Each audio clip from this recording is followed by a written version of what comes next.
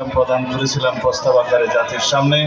তার মধ্যেও আমাদের প্রতিশ্রুতি আছে এবং বর্তমান গণ আকাঙ্ক্ষা অনুযায়ী জুলাই গণ অভ্যুত্থানের শহীদের প্রত্যাশা এবং আকাঙ্ক্ষা অনুযায়ী আমরা নারী সহ সমাজের অন্যান্য অংশের যে ক্ষমতায়নের জন্য আমরা প্রতিশ্রুতি দিয়েছি তার মধ্যে অন্যতম হচ্ছে যে নারীদের ক্ষমতায়ন করা হবে সাংবিধানিকভাবে, সংসদীয়ভাবে এবং আইনিভাবে, প্রাতিষ্ঠানিকভাবে সমাজের সর্বক্ষেত্রে নারীদেরকে ক্ষমতায়ন করা হবে এবং সেই ক্ষমতায়নের হার পূর্বের তুলনায় বৃদ্ধি পাবে।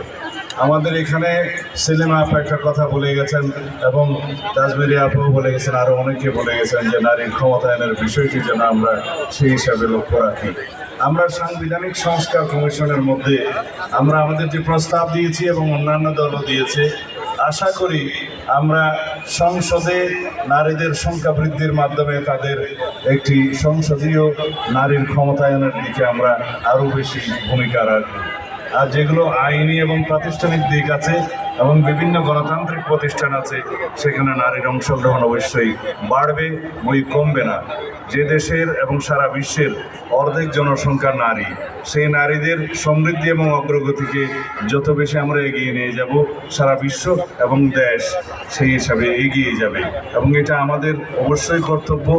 এখানে কোনো বৈষম্যের কোনো স্বীকৃতি আমরা কখনোই দেব না। বাংলাদেশ জাতীয়তাবাদী দলের প্রতিষ্ঠাতা শহীদ রাষ্ট্রপতি জিয়াউর রহমান তার প্রথম সরকারের